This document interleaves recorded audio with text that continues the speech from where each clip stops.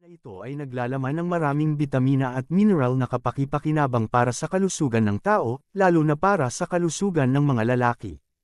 Mga benepisyo ng sibuyas para sa sex life. Ang mga sibuyas ay may maraming benepisyo sa kalusugan para sa sex life ng mga lalaki.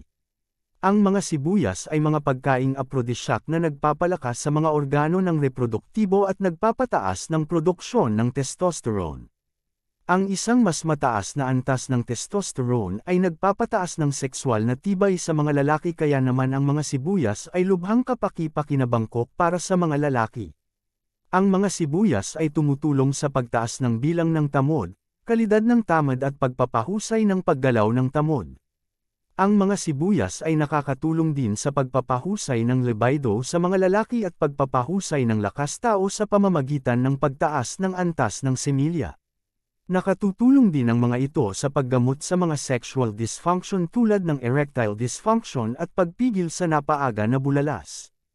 Homemade recipe. Ang mga sibuyas ay maaaring kainin ng hilaw o sa anyong juice.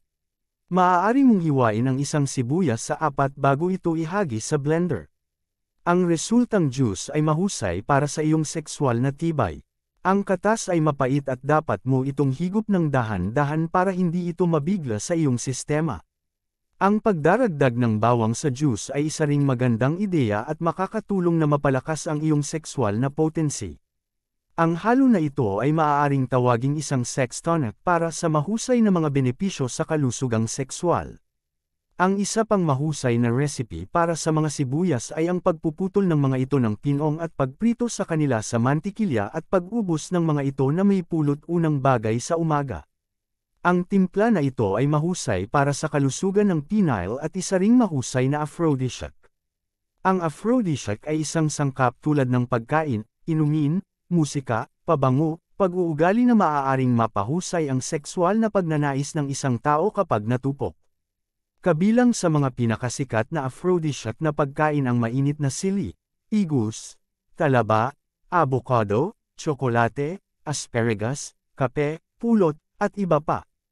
Ang pagsasama ng ilan sa mga sangkap na ito o paggawa ng mga ito, ang isang bahagi ng iyong dieta ay kilala upang mapahusay ang iyong libido dahil naglalaman din ang mga ito ng mga sangkap bilang mga mineral tulad ng zinc na nagpapahusay sa produksyon ng testosterone hormone, kaya pinahuhusay ang pag-unlad ng tamad.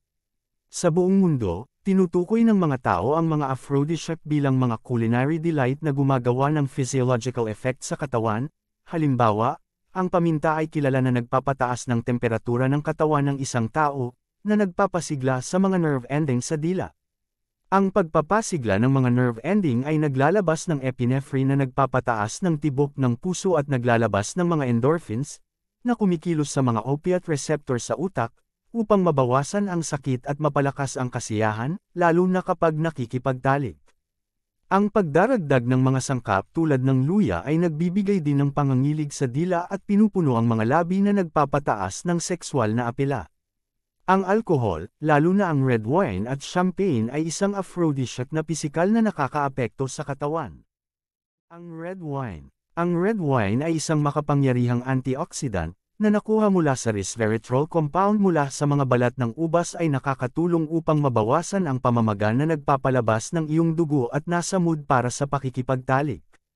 Pinahuhusay din ito ang daloy ng dugo, lalo na sa maselang bahagi ng katawan, at may aroma na nagpapasigla sa utak. Sa makatuwid, ang paggawa ng isang plato ng pag-ibig tulad ng mga sariwang talaba na inihahain sa gilid ng karagatan na may isang baso ng alak ay makakatulong na ilagay sa mood para sa isang gabi ng kasiyahan. Ang paghahatid ng isang pinggan ng mga talaba na kinakain bilang isang komunal na pagkain ay nakakaakit sa sarili nitong. Ang mga talaba ay mayaman sa zinc na mahalaga sa paggawa ng testosterone at tamad. Ang mga talaba ay naglalaman din ng kemikal sa utak na tinatawag na dopamine, na nagpapataas ng pagnanasa. Ang salmon ay mayaman sa omega-3 fatty acids, na tumutulong sa iyong libido sa pamamagitan ng pagpapadali sa supply ng mga building blocks para sa produksyon ng estrogen, testosterone at progesterone. Ang asparagus ay naglalaman ng bitamina E na nagpapataas ng daloy ng dugo at oxygen sa maselang bahagi ng katawan. Naglalaman din ito ng mataas na antas ng potassium, na nagpapahusay sa produksyon ng sex hormone. Higit pa rito, ang pagsasama ng ilang prutas sa iyong mga salad tulad ng avocado, saging na may mga dessert kabilang ang tsokolate ay nakakatulong din na mapahusay ang iyong libido. Ang mga avocado at saging ay may mataas na antas ng folic acid, bitamina B9 at bitamina B6, na tumutulong sa pagtaas ng produksyon ng testosterone at nagbibigay sa katawan ng enerhiya na kinakailangan sa panahon ng pakikipagtalik. Naglalaman din ang tsokolate ng stimulant na nagdudulot ng excitement. Ang impormasyong ito ay dagdag kaalaman lamang. Sa mga taong nahilig na madagdagan ang kanilang kaalaman, magbasa o higit pa. Maraming salamat po.